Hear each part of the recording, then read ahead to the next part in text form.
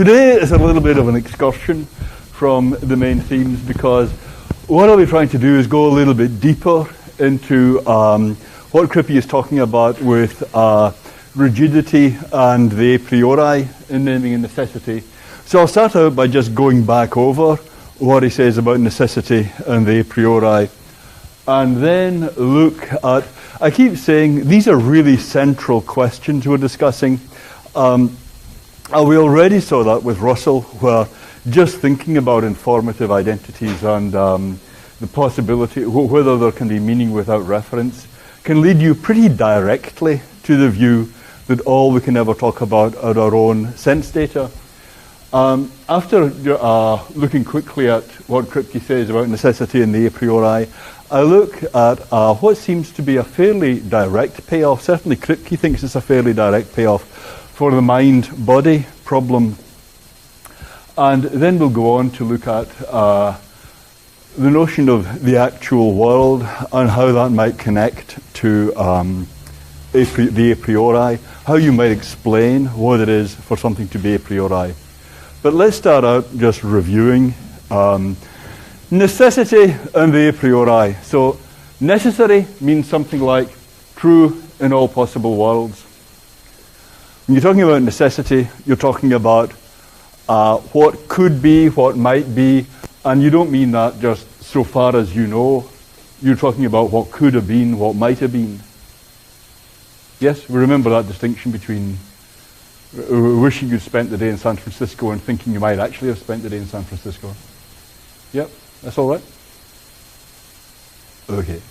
And a priori has to do with knowledge. I said this notion of necessity here doesn't have to do with knowledge. A priori does have to do with knowledge, can be known otherwise than on the basis of experience. You don't need experience to tell you that this is true. Okay? So we have the actual world and we have our old friends, all the other possible worlds, some closer to the actual world than others, and of course this is only a small sample. So necessary means is true in the actual world and true in all the other possible worlds too. A priori just means you can know that it's actually true. You can know that it's true without having to know anything else about, having to know on the basis of experience anything about which world you're in. So these seem like different notions. So if you take Hesperus as Hesperus, is that necessary? Come on, class, is that necessary? Yes, that is necessary. Is that a priori? Yes, that is a priori. Yes? You don't need to think too hard about that one. Hesperus is phosphorus. Is that necessary? Yes. Two rigid designators. Yes? Designating the same thing in all possible worlds. So it's got to be necessary if it's true at all. Is it a priori? No, that one is not a priori. Isn't that wild? How could that be? Kripke extends his approach to talking about statements involving substances or general terms, saying things like heat is motion of molecules, pain is C fiber firing.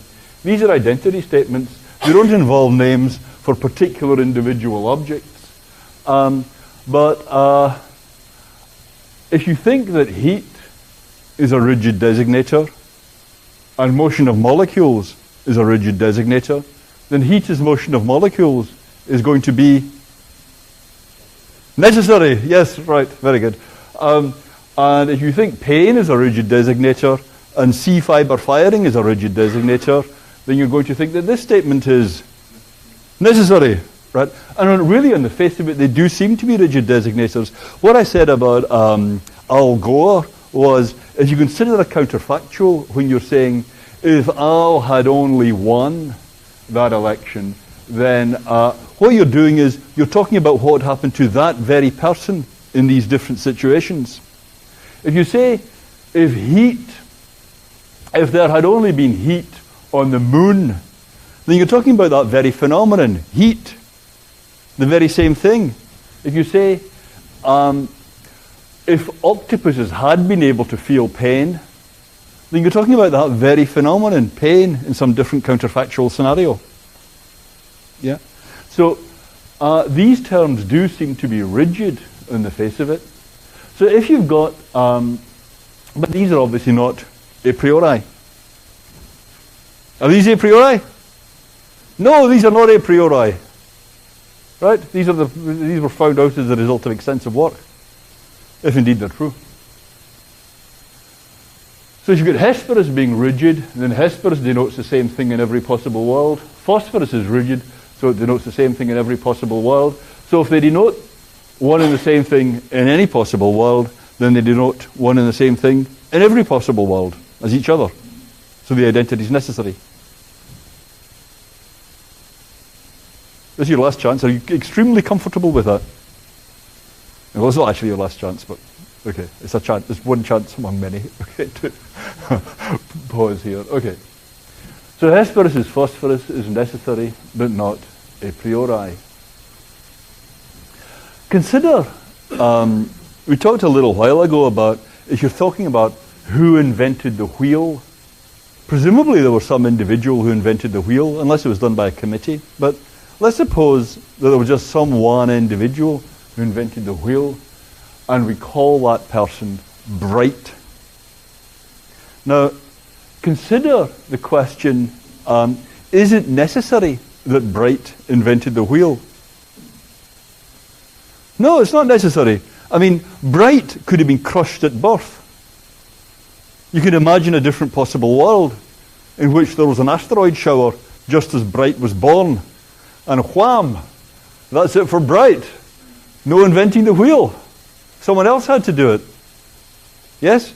The march of civilization was delayed by several centuries, but there you go.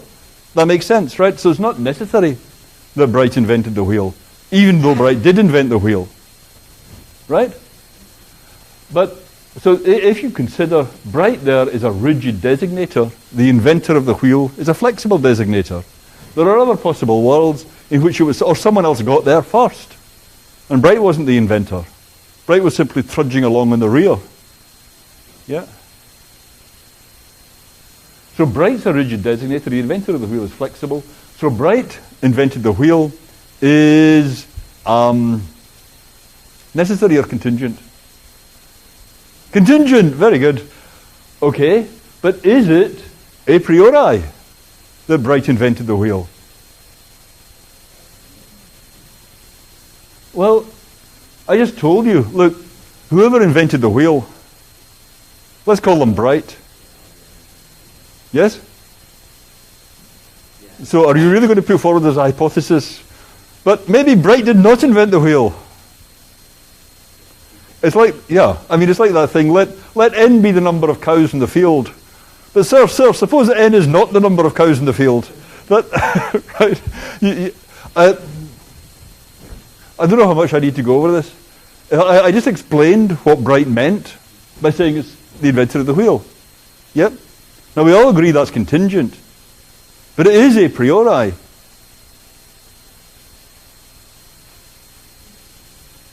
Yeah? I mean, suppose you consider a real case. Suppose there's, I think we talked about this a bit earlier actually. Suppose there's someone who's murdering a lot of people in a particular area. And the police say, let's call this person the Strangler. If you're a hopeful young police officer, if you're a hopeful young police officer, then you might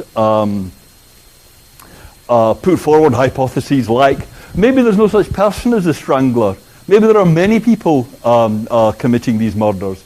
But it hardly makes sense. I mean, you're not going to get very far if your big idea is, maybe the strangler was framed. Maybe there is some one person committing all these murders, but it's not the strangler. If anyone's committing these murders, it's a strangler, right? That's a priori.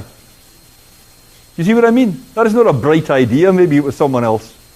But is it necessary that the strangler committed all these murders?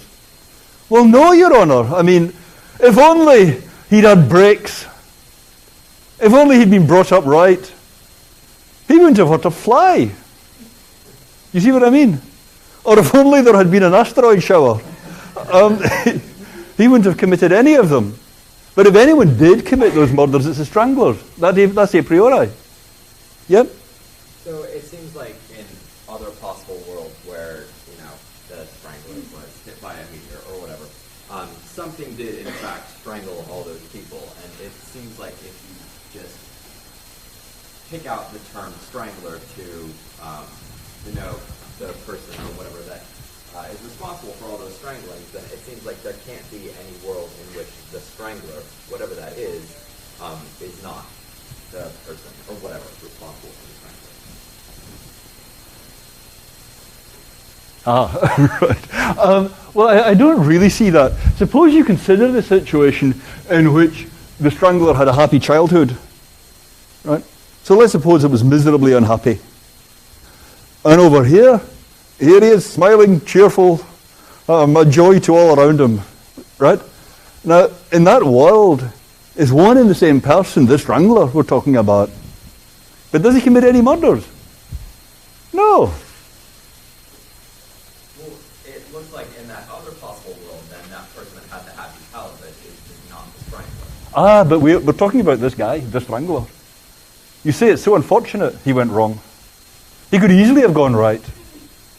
Right, but I think... If people hadn't been so mean to him. I mean, yeah. I'm sorry, I don't want to get too sentimental here. But the issue I see with that is that we derive the name the strangler just by denoting whatever it is that's responsible for all those stranglings. So it doesn't seem like the referent of the strangler is fixed to any one person. That might be different in another possible world. But that's the point, really. If you just hear the way the language is used, if you are the criminal psychologist on his case, then you might ruminate and say, the strangler is someone who's had a lot of unhappiness. If only the strangler had been treated right. In a real sense, the strangler is a victim too. Here you're talking about what would have happened in these other worlds to that person, the strangler. And saying in those other worlds, he wouldn't have committed all those crimes. But then in all of those other worlds, he would be the strangler. Yeah, he would. He's one of the same. He's one. Yeah, he wouldn't meet that description. Yeah, but he'd be one and the same person. Let's time out just for a second. Right. Yeah, so, yeah. Yeah, I'm having a similar problem. Because it seems like the strangler could be considered a name, and it could be considered a description. Right. Depending on how you consider it, it's going to be different. So if Bob is the strangler, Right. then Bob may not have committed those murders, and that's not a priori, but the strangler committing them, that is a priori. Yeah, so I'm talking about the strangler committing the murders. Yeah. So is the strangler a description? It's a name whose reference is fixed by a description. And as such, it's rigid. So that's a priori. I get that the strangler committing the murders, that's a priori. Okay. Okay, all right. I guess that makes sense. But there is a name for the man, and it seems like the man could have not committed the murders. Right, that's right. But what I'm saying is when I say the strangler, I'm rigidly identifying the man. Assuming it's a man. Yeah. Well, rigid has to do with what goes on in any world. It seems like Bob is the strangler is not. That's not a priori. Is that necessary? Yes.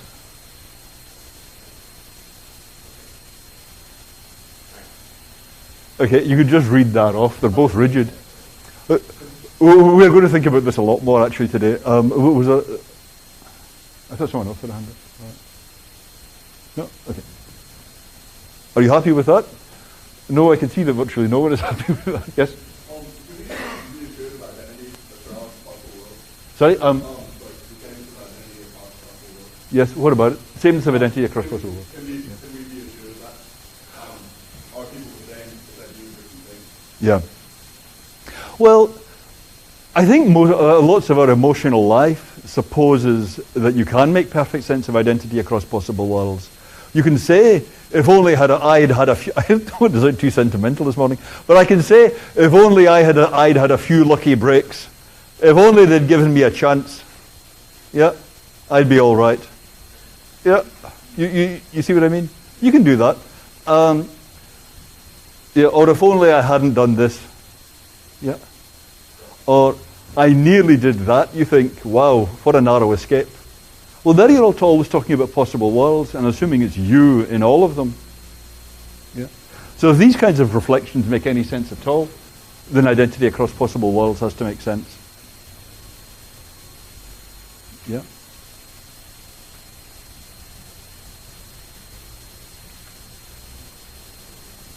Yes?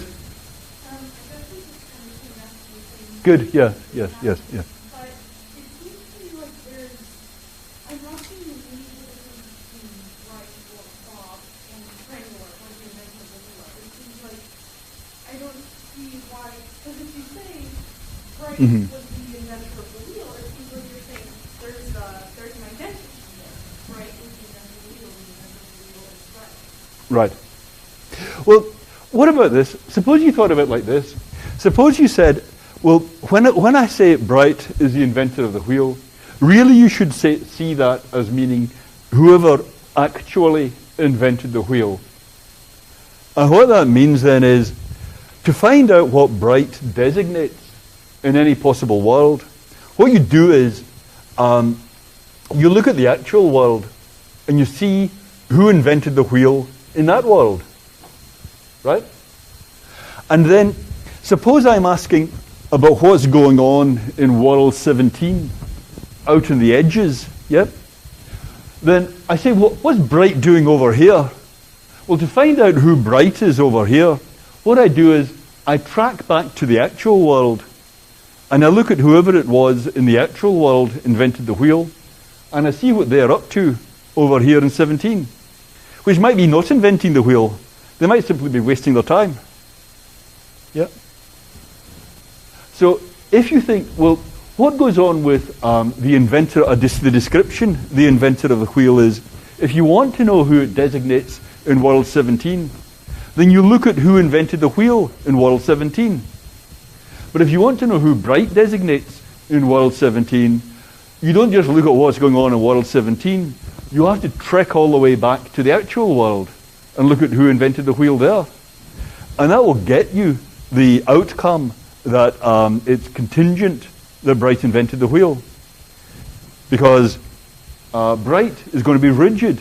Because I said this for world 17, but of course for any world, let it be world 234. What do you do to find out what Bright stands for in that world? Well, you look back to the actual world. You find out who invented the wheel in the actual world, and then you track back to world 234. So for every world, you get the same strategy for finding out who the name Bright designates in that world. Namely, trek back to the actual world and find who invented the wheel in that world. So Bright has got its reference fixed by this description, but it's relative to the actual world. So it's always referring to the same thing in any possible world, whereas this description is varying what it designates from world to world. So it's going to come out a priori that in the actual world, Bright invented the wheel. But contingent, because Bright might not have invented the wheel. There you go. I feel it's kind of like a conjuring trick, but yes. And that's the same with the strangler committed all those murders. That's right. The strangler is whoever actually committed those murders. Very good. Okay. I'm sorry, someone else did that. Yes, yes.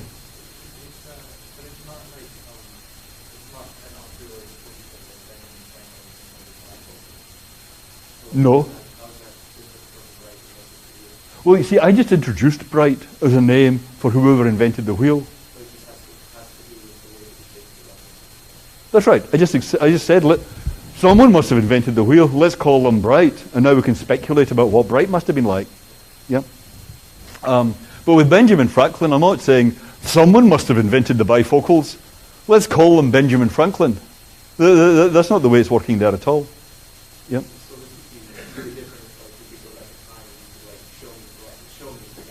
once you identify them and you realize that everyone else calls them ig or whatever it might be, then that's probably, what's the word I want? It's not, it's some kind of ism, it's chronoism.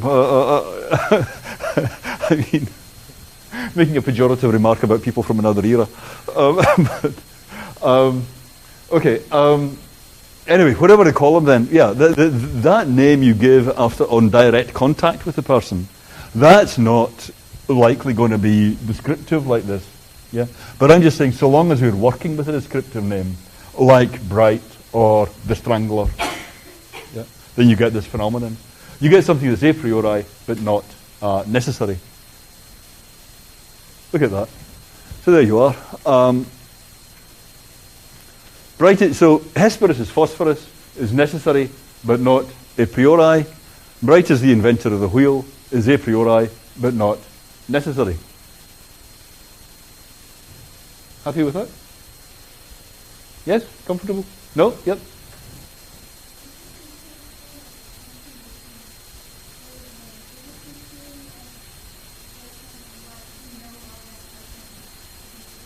That's right.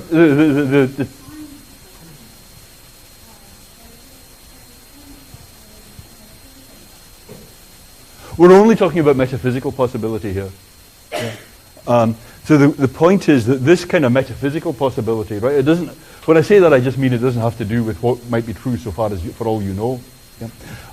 This is only talking about metaphysical possibility, and the point is that metaphysical possibility comes apart from talk about what's a priori or not a priori. Yep.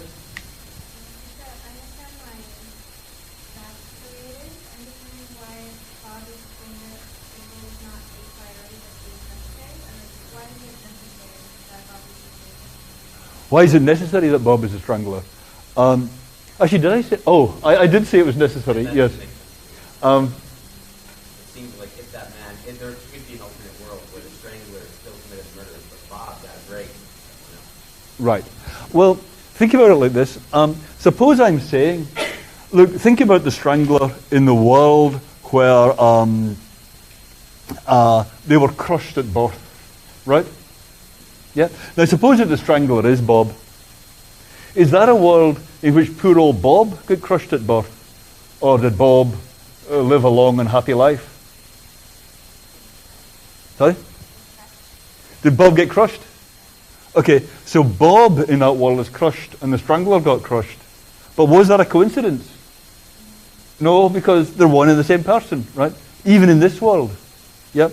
But the same is true of every other possible world in which they both exist, Bob and the strangler. Now, in the world in which Bob is crushed at birth and the strangler is crushed at birth, no relevant strangling occurs. Yeah, because they didn't get a chance, right? So any strangling is being done by someone else. But you could say that Bob and the strangler are going to co-designate in every world you look at. If there's a world in which the strangler got to be CEO of a very large company, then that's a world. Did Bob get to be CEO of a very large company in that world? Of course he did. What do you think? Do you think he just got halfway up the ladder? It just doesn't seem necessary. It seems like Bob and the strangler could designate different people in a different world.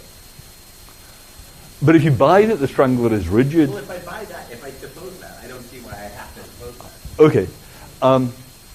It's okay. Yeah. I understand the point as you're making it, but like under this view, aren't we fixing the fact that like the invention of the wheel is flexible and the strangler is flexible and the president of the United States is flexible? So taking your example, if I say some counterfactual thing like the president was assassinated today, Yes. that doesn't mean in all other possible worlds Barack Obama was assassinated. That means the man who was president was assassinated, and it could be someone other than Barack Obama. Yes. Right. So that seems to go against the That's where I don't see it. If I say the president was assassinated today, yeah, and now I talk about some other possible world, and I say, okay, so there's a possible world in which the president is Arnold Schwarzenegger. Schwarzenegger would never have let himself be hit like that, right? So I say, if only Schwarzenegger had been president, then we'd still have an alive president. Right. So there, the president is being seen as Washington. In your example of the strangler, Yes, it's not. that's right.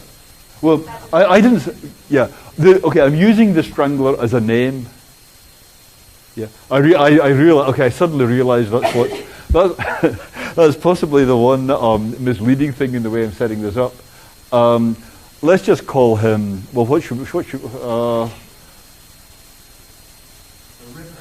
the Ripper, yes, right.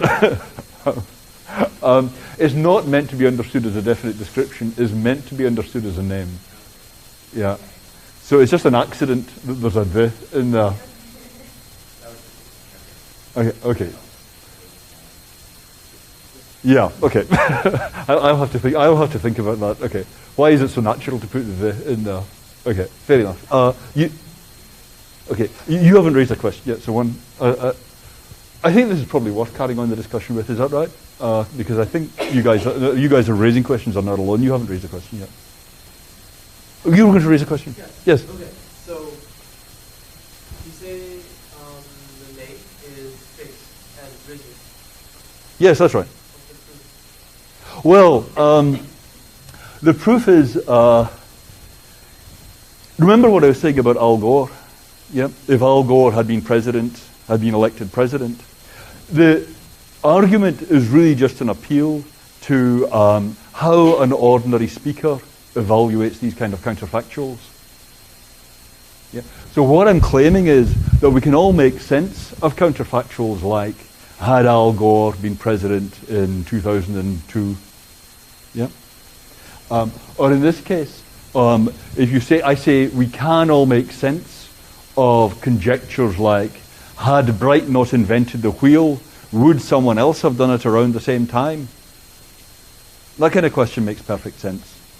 You see what I mean? If you believe that history is made by great individuals, then you will say, well, had Bright not invented the wheel, it might have waited another couple of millennia before the wheel was invented.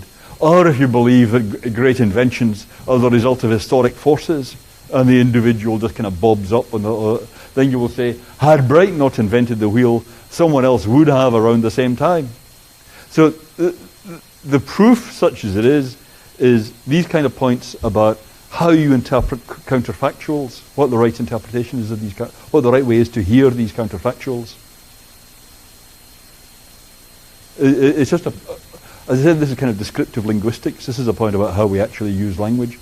But one way of backing it up on this point about Bright and the Strangler is just to think about what I was saying about the way the word actually can work when you say the actual inventor of the wheel. This is explaining how these terms could have those characteristics. Yeah. So there's a model here of how all this could be happening. 1 and 2. Yes.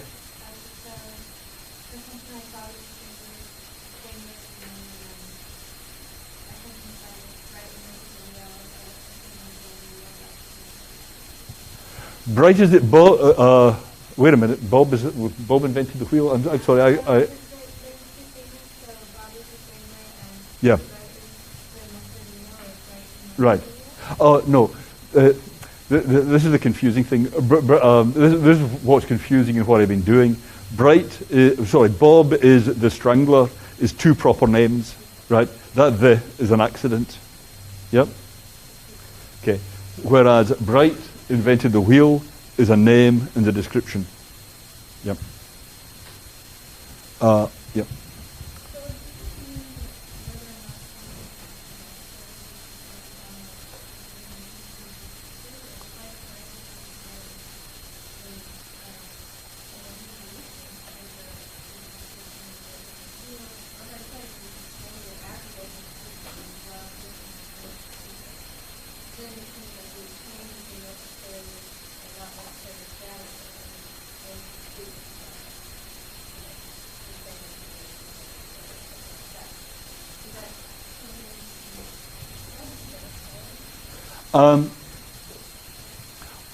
I don't see why that's not okay. That you can your intentions can determine whether or not the term is being used rigidly. Yeah. So here I could introduce a term just as short for the description. Yeah. I think that's what's truly confusing about the way I set things up there. And I do see that. But what I was suggesting was that in ordinary talk, when we use a term like the strangler, you can make perfect sense of these counterfactuals. When I say the strangler had a few bad breaks, otherwise he'd have been fine. You see what I mean? Those counterfactuals seem to make perfect sense in the way we ordinarily talk. Therefore, the strangler is not being used just as an abbreviation for the description. But you could use a term just as an abbreviation for the description. And I think that probably is a matter of intention. Yeah, at that level you get to decide how you introduce the term. I think that's what was genuinely confusing in the thing I said earlier. Yeah. So, is that basically what's going on here? I mean, I always thought that Kripke thought that a name just designates an object and was not fixed by the reference or the definite description. That's right. I heard some time ago, I don't remember when it was, that the name Bright gets fixed by the definite description. That's right. So is that not what Kripke believes? I don't understand what place this has. Kripke didn't really go very deep into this kind of name in his discussion. Okay. Yeah. So the following is a kind of qualification of what I just said about intention. If you have a picture on which you have the name, you have the object, and you have something like a sense or a description, yeah, fixing the reference. So suppose you have that kind of picture, then you really do seem to have a choice as to whether you regard the name as truly a rigid designator, the way I've been suggesting we do with Bright, or you could, just as a matter of intention, keep it flexible. Yep, that seems possible.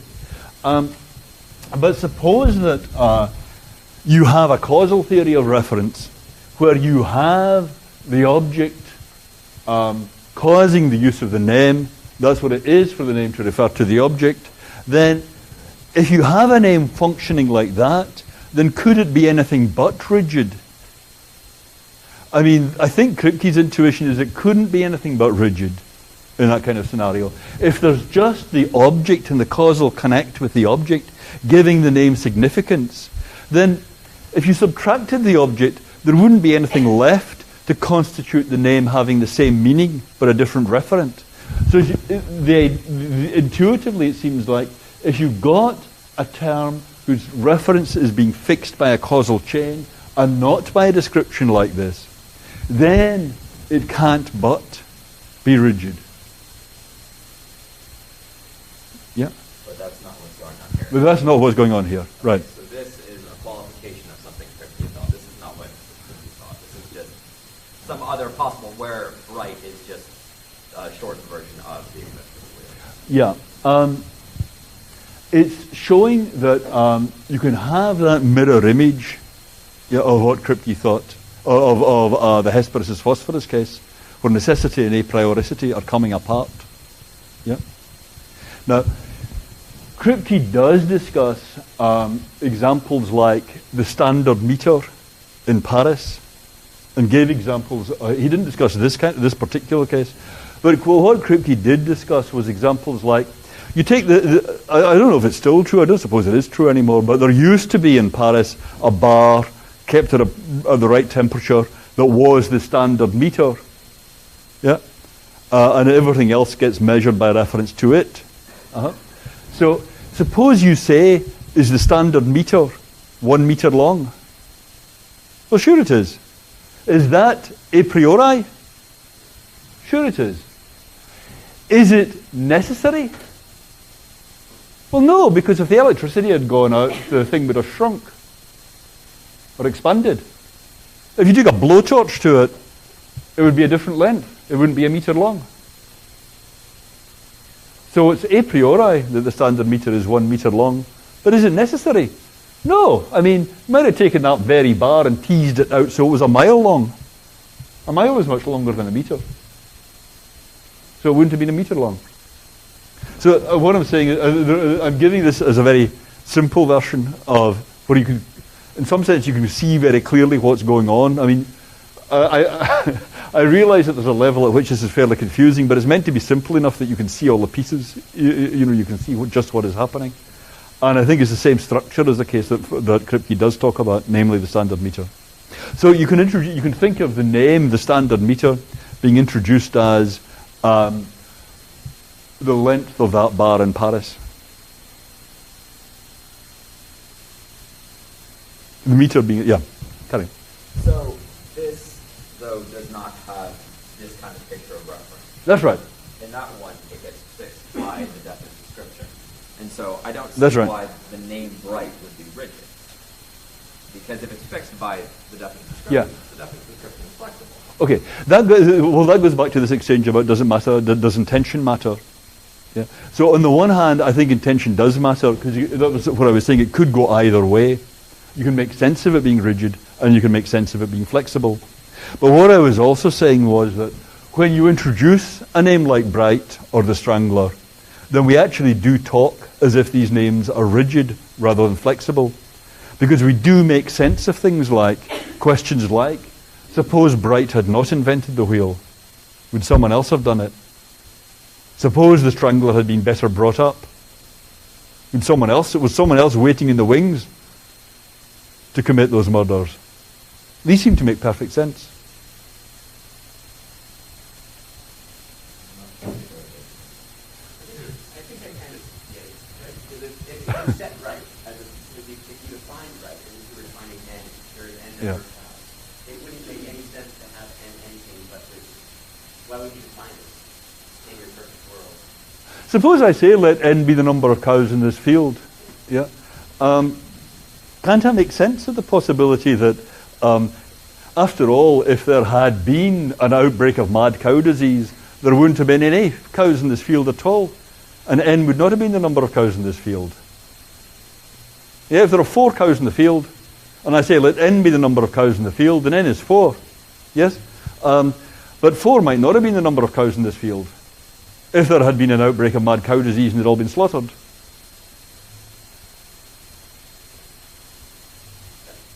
Okay.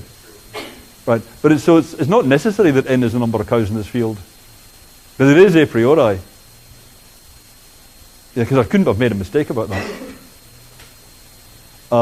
Dylan. We have to... Like,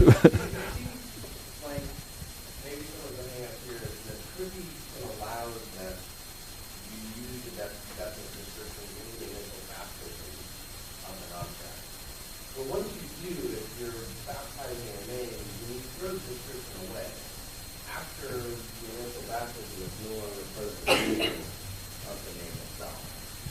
You use it once and then you get rid of it. Yeah, that's a still further kind of case. Yeah, that can happen, yeah. But I was assuming that in this case it's not happening. And I think in the case of the Strangler, that doesn't happen. Yeah. I mean, we use the guy Strangler people as a description. When we say, all right, we're going to talk about the person who actually satisfied Right. that description. We call him Bob. Okay, I see what you mean. Now Bob doesn't have anything to Okay. do with the description that you use to fix it once you're talking about the name of Bob. Right. There's sort of a historical It's a bit of gas that you use to lock onto the right object. Yeah, that's perfectly fair. Actually, I see what you mean now. That's perfectly fair for how I was talking about across possible worlds. Yep. But in the context of the ongoing police investigation into the whereabouts of the Strangler, we don't throw it away. So if we're just thinking in the actual world about trying to find this person, then we don't throw the description away, because that's our only fix in who we're talking about. But you're right that when we're talking about what could have happened in other possible worlds, then we're just locked onto the person and forgetting it, and then in that context we're forgetting about the description.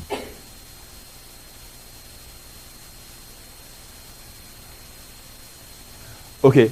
I have a lot more to say to you on this subject, but I guess we'll have to postpone it till Monday. Are there any last questions, or does anyone want to sort it all out just before we go? I mean Wednesday. I do. When I say Monday, I mean Wednesday. Of course, Monday could have been no. Okay, well, that was salutary. I'll sort it all out and add some further reflections on Wednesday. Okay, thanks.